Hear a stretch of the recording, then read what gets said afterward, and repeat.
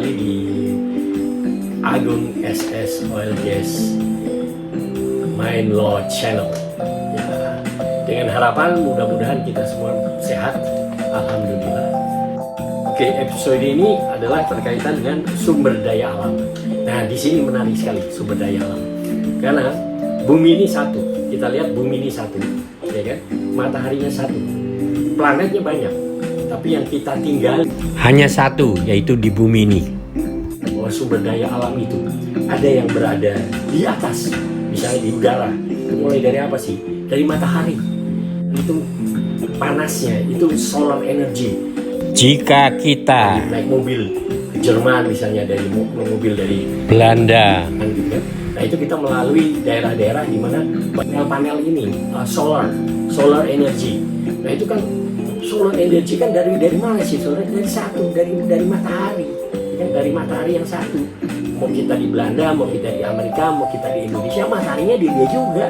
Ya, itu artinya bisa jadi solar energy. Kita juga melalui daerah-daerah yang banyak sekali kincir angin yang tinggi-tinggi itu, yang putih itunya tiangnya, memutar kincir jadi energi listrik. Itu di zamannya belum ditemukan mesin uap. Itu the great pioneers di dalam perkapalan. Itu kita bisa lihat Inggris, Great Britain rules the wave. Itu kan lambangnya Inggris begitu kan. Nah, itu Inggris sampai akhirnya mereka bayangin dari Inggris bisa sampai ke Malaysia. Dan akhirnya di sini ada yang sampai ke Australia. Ada juga dari Spanyol. Ingat nggak? Sampai ke Spanyol kemana sih? Ke Filipina. Spanyol waktu itu juga 70 tahun perang dengan Belanda.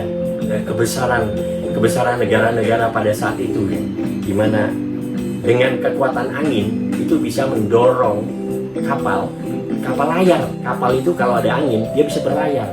Kemana coba? Sampai sejauh bisa, akhirnya apa?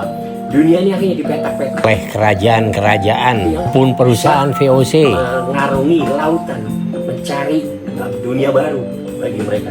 Petak tuh ada yang dari Portugis, ada yang dari Spanyol, ada yang dari Belanda, ada yang dari Inggris. Nah, disitulah nanti terlihat adanya hukum laut internasional yang mengatur mengenai laut. Dari tadinya pakai angin, di mana kurang lebih jaraknya itu misalnya jarak antara jarak teritori itu, dari kalau mereka udah berada di satu pulau jaraknya berapa sih gitu kan. Nah, itu ada yang bilang 3 mil kalau secara internasional, tapi juga ada yang sejauh kanon. Kan kapal dulu kan pakai kanon kan, jadi mereka tuh untuk mempertahankan diri tentunya mereka diperlengkapi dengan persenjataan ya, nggak begitu aja berlayar terus hura-hura, enggak. Mereka juga selain pionir yang berani mengarungi lautan, itu mereka juga untuk keamanan diri mereka juga memperlengkapi kapal mereka dengan kanon-kanon. Nah, di mana kanon-kanon itu kurang lebih kalau dia menembakkan kanonnya itu jaraknya berapa, nah itu kurang lebih jarak semacam TROD gitu loh. Nah kan, nah kita lihat menarik sekali, karena apa?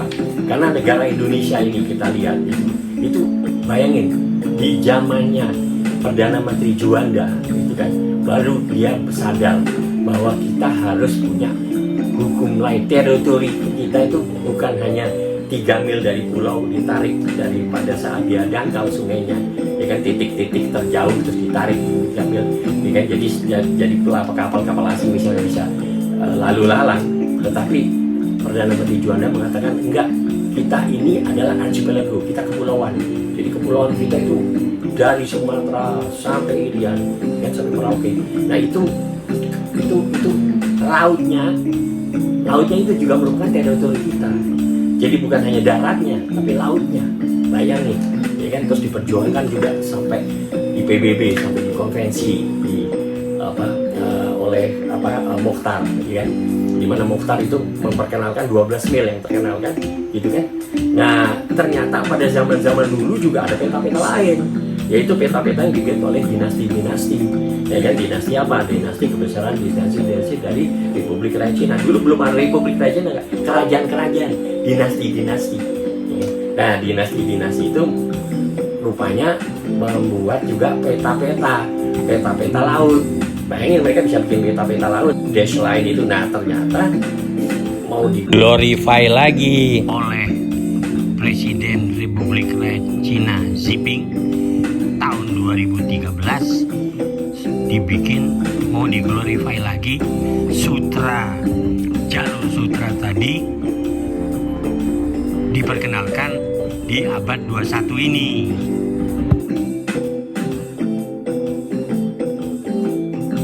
Glorify lagi sampai sekarang ya kan, di beberapa negara, terutama yang dekat pantai ya, coast ya, pantai coast, terus akhirnya ke archipelago kepulauan. Nah itu mereka mendeklarasikan Cina di sebelah sini nih. Terus kita lihat ke Filipina, dia semua kan memakai jalur-jalur laut. Bayangin jalur-jalur laut tadi mau diklaim bahwa itu daerahnya, teritorinya dia, gitu loh. Seperti ibaratnya kita teritorinya kita. Kan sebenarnya setelah 12 mil itu 200 mil itu ada namanya zona ekonomi eksklusif zone, di mana kita itu bebas internasional, tapi kita berhak juga untuk mengambil atau mengeksplorasi kekayaan alam yang ada di laut. Nah, ikan, tapi bisa juga kalau di bawahnya, nah itu udah mineral. Kalau mineral udah beda, itu masuk yurisdiksi peraturan ketentuan yang mengatur mengenai mineral.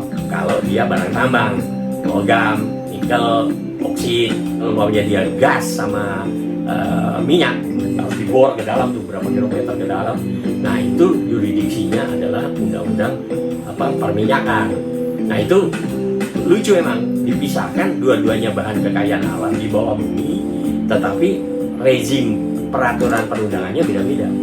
Kalau di dalam rezim mengenai pertambangan itu biasanya tidak ada bagi hasil. Jadi kalau ada investor tertarik nih, kayak Freeport misalnya atau Newmont, yang adalah apa? Mereka bekerja di sana, mereka perlu mereka menginvest karena apa? Mereka perlu bahan itunya, bahan galiannya. Misalnya nikel atau emas, tembaga, mereka perlu untuk dibawa nanti ke negaranya masing-masing. Terus Indonesia dapat apa? Negara host, tuan rumah di setiap negara yang dilalui dapat apa? Nah itu misalnya dari land rent-nya ya kan, dari pajak pembangunan bumi atau iuran kan ada iuran eksploitasi, produksi. Misalnya kalau ada yang sistem, kalau bahan galian itu dari mulut tambang ya, udah sampai ke tempat stockpile. Nah di stockpile itu udah bisa dikenakan iuran. Ini belum diekspor, ini baru ditaruh. Nah itu harusnya kena tuh. Nah setelah itu kalau diekspor, nah dapat tuh yang namanya istilahnya royalty di point of export. Nah di point of itu setelah point of export itu setelah royalty ini dibayar, tergantung perjanjiannya atau ketentuan undang-undangnya yang berlaku.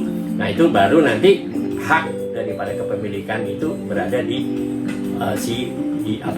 yang menambang tadi, sehingga dia bawalah, diangkutlah itu ke negaranya masing-masing atau diproses ke suatu tempat yang ada smelternya, pemrosesan daripada barang tambang tadi. Nah itu yang diperjuangkan oleh Indonesia saat ini. Sebelum saat ini sudah diperjuangkan juga waktu itu. Jadi kurang lebih intisarinya perjuangannya adalah jangan hanya kayak kalau kayu itu kan gelondongan diekspor, enggak, harus barang jadi papan kayak jadi apa juga, ore atau barang tambang itu jangan terus kan, itu seperti di Freeport itu kalau ditambang itu kan digerus.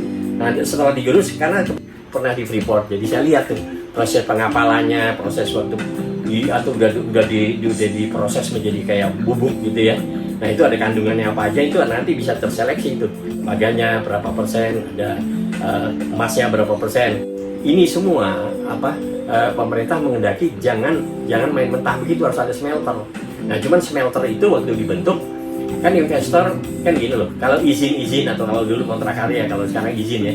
Nah setiap tahapan itu ada izin-izinnya, bisa dipisah-pisah, ada izin eksplorasinya, mungkin pertama kali general survey-nya, malah feasibility study-nya gitu kan. Feasibility study itu biasanya ada joint studies lah ya. Data-data mengenai kandungan deposit tambang atau minyak yang di bawah bumi ini kan harusnya ada data-data zaman dulu kan. Nah zaman kita ketahui kan dulu kerajaan-kerajaan kita sebelum Indonesia merdeka kan berupa kerajaan ya. Nah, kerajaan-kerajaan itu diduduki oleh Hindia Belanda. Jadi daerahnya tuh Belanda menyebut Hindia Belanda tuh, ya kan? Daerah Hindia Belanda mulai dari Aceh situ ya, maksudnya dari utara barat sampai ke timur itu disebut daerah Hindia Belanda oleh pemerintah Hindia Belanda. Nah, terkait dengan data-data tadi, data geologis ya, data berkaitan dengan blok-blok gas dan minyak yang pernah dibor tapi terus ditinggalin, ada di plak gitu kan. Nah, itu kan pasti ada data-data geologinya dong, data-data seismiknya. Nah, itu kita lihat kemungkinan data-data tersebut itu disimpan diambil oleh perusahaan yang mengebor tadi atau kontraktornya yang mungkin perusahaan Belanda atau perusahaan Hindia Belanda, ya kan? Nah, itu dibawa kembali ke negara Belanda kemungkinan kan. Nah, itu kan agak repot. Sehingga kalau enggak ya di Kementerian ESDM hanya ada. Nah, kalau umpamanya data-data itu kan dikatakanlah tidak ada, itu kan bisa dilihat dari strukturnya dulu lah. Umpamanya ada satu blok ya, kita tarik ada blok minyak nih, gas. Kenapa? Teridentifikasi dari adanya bekas sumur yang sudah diplak gitu loh, ditinggalin tapi ditutup. Nah, itu biasanya kita melakukan survei itu tim kita. Jadi tim kita tuh maksudnya tim yang hendak melakukan joint study itu melakukan semacam pemeriksaan di lapangan lah. Nah, terus dilihat secara fisik, dilihat di sana ada nggak. Biasanya ditanya sama orang daerah setempat, apakah di Sumatera atau di Kalimantan atau di Papua atau di Sulawesi. Nah, itu penduduk-penduduk setempat biasanya mereka tahu, ya kan? Kita tanya sama kepala adatnya atau kepala sukunya atau apa. Nah, untuk mengetahui apakah daerah di situ pernah ada kegiatan perminyakan apa enggak. Nah, itu bisa terindikasi dari adanya sumur-sumur yang wellheadnya itu ditutup karena ditinggalkan, ya kan? Nah, ditinggalkan itu apakah diabandon itu karena emang tidak produksi lagi atau emang karena waktu itu keadaan perang terus Indonesia merdeka terus ditinggalkan begitu saja. Nah, itu data-datanya kan harusnya ada, ya kan? Nyimpen ada kontraktornya yang melakukan, ya kan? Atau perusahaan minyaknya yang melakukan. Nah, itu data-data itu disimpan. Itu kan biasanya data-data itu milik negara kan biasanya. Kalau umpamanya waktu Hindia Belanda ya milik Hindia Belanda gitu. Secara teoritis semua data-data berkaitan dengan geologi, data geologi berkaitan dengan minyak, gas, tambang itu kan punyanya negara, ya kan? Nah, itu disimpan. Nah, disimpannya kita bisa ketemukan di library di Departemen Pertambangan mungkin ya di sana di Belanda, ya kan? Kita nanya-nanya, ya kan, makan riset di sana, atau kita melakukan research kepada di lapangan tadi atau ke Kementerian ESDM, ya kan? Nah, nanti kita bisa lihat tuh data-datanya. Nah, kalau emang sekiranya datanya nggak available, mau nggak mau kita harus lihat orang-orang dari geologi itu, mereka ngelihat itu daerah itu dekat dengan lokasi-lokasi pengeboran minyak lain nggak pada saat ini ya, pada saat di Indonesia Merdeka, ya kan? Kalau ada biasanya kan harusnya ada sambungan struktur ya, struktur daripada katakanlah kalau di sana berhasil ya, maunya ada minyak gas berhasil produksi misalnya berapa barrel gitu kan. Nah, itu harusnya di sebelahnya itu juga bisa nebeng terhadap hasil studi-studi itu. Nah, itu biasanya anak-anak itulah. Nah, itu justru itu joint studies-nya itu biasanya terdiri dari orang pemerintahan maksudnya yang berwenang di dalam bidang pertambangan, perminyakan atau pertambangan. Terus juga kita libatkan ahli-ahli, tenaga ahli, ya kan, tenaga ahli yang memang sudah berpengalaman, yang pernah kerja di perusahaan minyak, ya kan, di mana mereka menjadi konsultan segala macam kan, atau juga dengan akademis universitas untuk melakukan research study gitu kan. Nah, nanti biasanya study itulah yang namanya joint studies.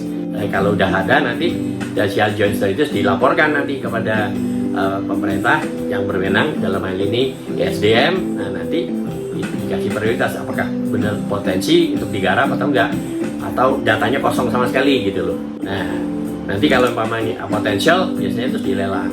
Nah, biasanya prioritas pertama itu dilakukan kepada orang yang terlibat, maksudnya perusahaan yang terlibat untuk melakukan joint studies. Kalau emang dia sanggup mengadakan kelanjutan daripada itu kan tadi joint studies. Dari itu kan nanti ada general survey, terus nanti dilanjutkan dengan general survey, terus nanti meningkat lagi jadi eksplorasi. Nah, kalau emang ada potensi-potensi baru eksploitasi kan gitu kurang lebih intisarinya. Itu sangat menarik. Tadi kan kita berangkat daripada joint studies tadi ya. Nah, mungkin sambungannya itu artinya terkaitan dengan pengalaman-pengalaman dari penulis yang merupakan operator daripada channel Agung SS Oil Gas Mine Law Channel ini, yang kami dalam perjalanan hidup kami karir independen sebagai business lawyer biasanya kerjasama dengan manajemen consultant, ya kan? Nah, dimana kurang lebih nanti kami dari aspek legalnya, gitu kan? Nah, makanya kami sering terlibat di dalam joint studies, ya kan? Artinya mencari-cari potensi blok yang ada, gitu kan ya? Kalau kami tentunya dari sudut kacamata aspek hukumnya. Jadi mulai dari aspek hukumnya, bagaimana legalitas dokumentasinya, gitu. Pernah ada izin apakah enggak, ya kan? Nah, dulu sejarahnya ada yang memiliki production sharing contract atau enggak, atau gimana gitu, TAC, ya kan, atau GOB, JOA, gitu kan. Itu nanti kan artinya kita kalau ada dokumen itu ditemukan, kita pelajari tuh, lakukan semacam kayak legal diligence gitu loh, ya kan, kita pelajari semuanya kan. Itu dari aspek legalnya. Nanti kalau udah ada yang berhasil kan biasanya memerlukan investor. Investor memerlukan pendanaan. Nah, pendanaan itu biasanya ada bank. Nah, itu biasanya terus manajemen melakukan representasi kepada bank, kan, proposal mengajukan. Tapi kalau di Indonesia agak susah ya, dalam pengertian kan kalau emang itu dalam keadaan masih eksplorasi, itu perbandingan antara dapat minyak apa enggak, itu pengalaman kami dari manajemen yang lalu itu biasanya perbandingannya 8-1. Artinya di drill 8 hanya ketemu 1, yang lain istilahnya wildcat, dan lain nggak ada, dry hole gitu. Itu yang kami alami. Jadi kami sering terlibat. Tadinya kan kami emang kerja di perusahaan minyak, HAFCO, in-house legal counsel 5 tahun, terus juga di pertambangan Freeport 5 tahun. Nah, waktu kami menjadi konsultan business legal konsultan, pernah sama temen bersama-sama bikin partnership, telah sendiri. Nah, tapi anchor kami kebanyakan emang perusahaan-perusahaan minyak. Nah, dan kami karena kerjasama bersinergi dengan misalnya waktu itu PT JME ya, yang didirikan oleh almarhum John S. Karomoy, itu selama 3 tahun kami pernah bersinergi melakukan kerjasama, di mana kami diminta oleh Pak John almarhum berserta dengan Pak Adnan Karomoy, John S. Karomoy dengan Pak Adnan Karomoy. Itu saya ingat banget diajak makan di restoran Jepang. Terus ternyata pembicaranya mengkaitkan apakah kami tertarik nggak untuk bersinergi kalau memberikan bantuan legal hukum untuk klien-klien daripada Jeska Mitra Energy. Nah, Jeska itu sebenarnya singkatan dari John S. Karomoy, ya kan? Nah selama 3 tahun tuh, kurang lebih tahun 2010 sampai 2013. Emang kalau kita melakukan venture sendiri, mandiri, buka warung sendiri, buka butik law firm sendiri, itu banyak pengalaman yang tidak terduga gitu. Jadi tidak bisa diprediksi besok apa ya, artinya kliennya mana lagi ya, artinya pekerjaannya apa lagi ya. Nah, di situ kadang-kadang tantangan menarik, walaupun emang secara cash flow itu tidak pasti, ya kan, ada akrobat cash flow. Jadi nggak segampang itu. Artinya kan artinya segala sesuatu kan yang perlu dana. Terus prinsipnya kalau kliennya belum bayar down payment atau apa, ya kita nggak mau keluarin uang sama sekali. Intisarinya gitu berdasarkan pengalaman. Atau kalau memang waktu permulaan kami membangun butik law firm kami, ya kebetulan kami punya satu rumah gitu ya, yang rumah kita waktu itu kita jual untuk menjadi modal. Jadi kita Artinya pernah waktu itu dapat house loan 2 ya, satu dari Freeport, satu dari FICO. Nah satunya sendiri waktu saya kerja di Adnan Buyung Nasution. Nah itu kan mandiri itu, artinya sendiri, nggak ada house loan program di tempatnya almarhum Adnan Buyung Nasution. Nah sehingga kami harus mencari-cari sendiri. Kalau setiap kali akhir tahun dapat bonus, nah kita cari tanah, ketemu Pak Haji cari tanah, nah terus kita investasi di situ dengan cicilan, nanti tukar guling segala macam lah. Nah intisarinya di situ. Tapi intisarinya kalau ada house loan 2 misalnya, itu tidak kami jadikan satu, ya kan? Karena kami tahu bahwa satu saat saya akan bikin law firm gitu, dimana satunya saya akan jual jadi modal gitu. Namanya juga lawyer, ya kan? Ngikutin Bang Buyung juga. Bang Buyung kan juga seneng merdeka tuh. Nah kebetulan kami juga tabiatnya, artinya karakter kami itu juga seneng venture gitu, venture mandiri. Alhamdulillah sampai sekarang 2021 kan, alhamdulillah hidup tuh, ya kan, dan jadi YouTuber sekarang malah kan diri. Kenapa kok mau beranikan diri? Karena udah biasa, udah hampir 35 tahun tuh menjadi business lawyer, dimana paling kalau di satu perusahaan Freeport gitu itu 5 tahun, di FICO 5 tahun, ya kan. Nah di Bang Buyung 5 tahun. Nah waktu sendiri ini agak lama, ya partner gitu kan, ya masing-masing kan punya rezeki sendiri-sendiri ya. Dan kami banyak belajar dari partner-partner kami yang dahulu, baik di law firm maupun dimanapun ya. Karena kita kan saling belajar dari atas kan, dari Allah. Rezeki juga dari Allah, cuman kita harus berusaha. Nah kita kembali ke sumber daya alam tadi, ya kan. Sumber daya alam itu manusia juga sebagai manpower kan merupakan sumber daya juga. Artinya ada otak yang diberikan oleh Allah kepada kita manusia untuk bagaimana caranya survive.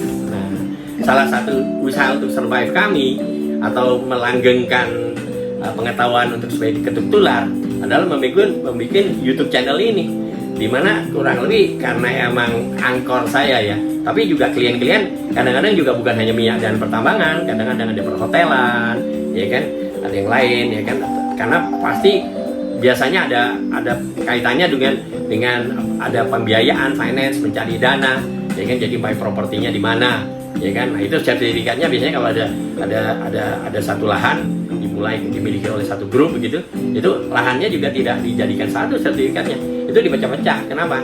Supaya bisa dijaminkan kepada beberapa investor atau kepada bank lah. Ini namanya bisnis ya. Nah, dan kami terus terang belajar banyak dari klien-klien kami. Bagaimana mereka berusaha untuk survive, ya kan? Survive, ya kan? Mandiri survive, ya kan? Kalau mau menjadi perusahaan minyak tambang, biasanya bagaimana caranya supaya mereka juga bisa survive menjadi either jadi perusahaan minyaknya atau supportingnya atau konsultannya lah atau pendidikannya lah. Nah kebetulan kalau kami sekarang ini karena kebiasaan kami begitu, nah kami ini sekarang udah umur 70 tahun. Ini baru-baru ini saya udah umur 70 tahun. Tapi alhamdulillah karena udah biasa mandiri, ya alhamdulillah terus belajar teknik YouTube ini, ya kan. Akhirnya banyak profesional kan sekarang banyak. Ada yang bidang akupunktur, teman-temanku kan. Ada yang bidang tanaman organik, ya kan. Kesehatan, ya kan, itu teman-temanku banyak yang profesional begitu. Yang seumur-umur aku juga, ya emang umur-umur kita itu masih bisa, alhamdulillah. Kalau kami biasa mandiri gitu, biasa entrepreneur atau jasa yang biasa sendiri gitu, hanya menggantungkan sama Allah tentunya, ya kan. Cash flow-nya emang kadang-kadang marit-marit, ya kan, tapi ada kepuasan batin gitu. Nah makanya sekarang saya memberanikan diri, operator ini memberanikan diri membuka setelah tadinya YouTube channel Agung SS Music Channel ya. Nah sekarang Agung SS Oil, Gas, Mine, Law Channel. Nah di sini kita akan mengupas. Udah gitu, alhamdulillah Allah memberikan saya kesempatan untuk belajar hukum internasional, hubungan internasional, ya kan. Di dalam hukum internasional di Fakultas Hukum Universitas Indonesia itu it goes back to 1973. Bukan, 73, betul. Itu it goes back to that year, dimana kurang lebih kami alhamdulillah menjadi mahasiswa Fakultas Hukum Universitas Indonesia. Nah, jurusannya hukum internasional. Nah, salah satu mata kuliah yang harus kita ambil hubungan internasional, di mana yang menarik bagi saya adalah geopolitik. Wah, saya gabungkan geopolitik hubungan internasional itu dengan kekuatan leverage negosiasi, yaitu apa? Sumber daya alam, ya kan? Minyak, ya kan? Tembaga, emas, gas. Nah, itu kalau ada deposit kandungan begitu, itu yang dikejar tuh oleh investor-investor. Nah, investor-investor itu kan apa, untuk mendapatkan satu lahan segala macam, itu kan harus negosiasi dengan, tergantung daripada country risk, daripada negara yang dia masuki gitu kan, seperti Indonesia nih. Jadi kan investor yang harus dipastikan tuh di setiap host country itu apa? Kepastian hukum. Kalau hukumnya morat-marit nggak karuan, tidak jelas, hukum bisa dibolak-balik gitu, menimbulkan ketidakpastian. Sehingga apa? Sehingga akhirnya perjanjian-perjanjian yang dibikin oleh investor dengan sesama bisnismen dengan bisnismen itu, walaupun lokasinya bisnisnya di Indonesia, kadang-kadang dipilih tuh hukum apa? Hukum luar negeri, ya kan? Bukan hukum Indonesia. Kenapa? Dianggap hukum Indonesia rimba gitu loh. Nah, itu tanggung jawab siapa? Ya, tanggung jawab kita lah. Masa tanggung jawab orang asing? Ya kan, enggak lah, ya kan? Nah, kalau kita bisa menggambarkan peradilan kita ada kepastian, nah itu memberikan kepastian kepada para investor juga, ya kan? Investor kan macam-macam. Masa investor itu semua jahat? Enggak lah, ya kan? Tanpa adanya investor nggak ada kegiatan perekonomian, macam-macam kan investor. Nah, kebetulan kami fokusnya di minyak gas, ya kan? Investor minyak gas, dan di mana kami biasanya membantu investor Indonesia, termasuk terlibat mencarikan dana gitu kan. Dana, dia perlu, investor perlu dana nih, ada penyataan modal, build block gitu kan. Nah, nanti kalau kita bisa dapat, kita cari tuh teman-teman yang memang biasanya di dalam manajemen apa ya, emang bidangnya itu mempertemukan antara misalnya yang punya lahan, ya kan, sama punya blok, sama investor yang akan masuk gitu. Nah, itu sangat menarik gitu kan. Jadi disitulah kami belajar sebagai lawyer itu jadi business corporate lawyer gitu loh. Bukan hanya lawyer yang kerjanya berantem dulu. Enggak, kita malah ingin kalau bisa dealnya itu jadi goal gitu loh. Dalam negosiasi itu, nah itu booby trap itu yang kita hindari. Kita melindungi lah klien kita masing-masing. Semua juga sesuai dengan ketentuan hukum yang berlaku di Republik Indonesia ini. Hormati etika adat istiadat. Nah, kami harus mendidik kepada investor-investor tersebut. Ini loh hukum Indonesia begini. Jangan main-main. Nah, itu terus etika, terus lingkungan hidup juga. Kalau di pertambangan utamanya di pertambangan itu banyak kadang-kadang pencemaran. Artinya kan karena emang mau nggak mau kan digaruk gitu. Bumi kan sumber daya digaruk, batu bara, emas, nikel, apapun ya. Nah, itu setelah ditinggalkan itu harus ada reklamasi, jadi memperbaiki keadaan. Emang nggak bisa semula untuk diambil semuanya kan, artinya kekayaan alam yang di situ yang dibutuhkan oleh dia. Nah, tapi dia harus mengikuti, makan seperti ada analisa dampak lingkungan, gitu. Efek, nah ongkos untuk memperbaiki lingkungan atau memperhatikan lingkungan itu kan ada expense juga. Nah, expense-nya itu yang kadang-kadang, waduh ini tinggi nih kalau begini. Ya tapi bagaimana, bengkel aja di tengah jalan, di jalan nih ada bengkel kan banyak minyak tuh, yang bengkel motor kayak apa kan, minyaknya gelenteran di jalan kan rusak pemandangannya, dan rusak itunya.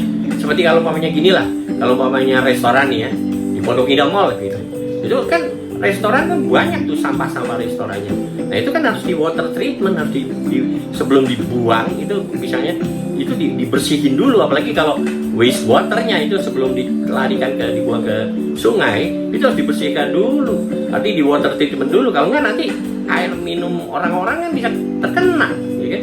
Nah, makanya harus komprehensif. Nah, sebagai lawyer tuh kita harus memperhatikan hal-hal kode etik, etika moral gitu. Kita harus perhatikan semua itu.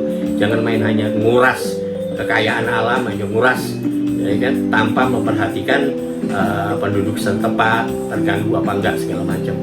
Ya, mungkin sekian dulu pada saat ini, ya kan. Nanti kami akan membagi lagi sharing pengalaman-pengalaman baik, dimana yang sekarang ini kami beri judul sumber daya alam, mulai dari sumber daya alam matahari yang tadi jadi solar energy kan, termasuk angin yang tadi kami sudah ceritakan. Mungkin sekian dulu ya kan. Dan kalau sekiranya pemirsa tertarik, silahkan di like, terus di subscribe kalau sekarang langganan kan. Nanti terus ada notification, pencet aja, nanti dikasih tahu tuh, oh nanti akan ada. Oke, ini udah mau isya, udah ada azan ya. Sekian dulu, terima kasih, sampai berjumpa lagi.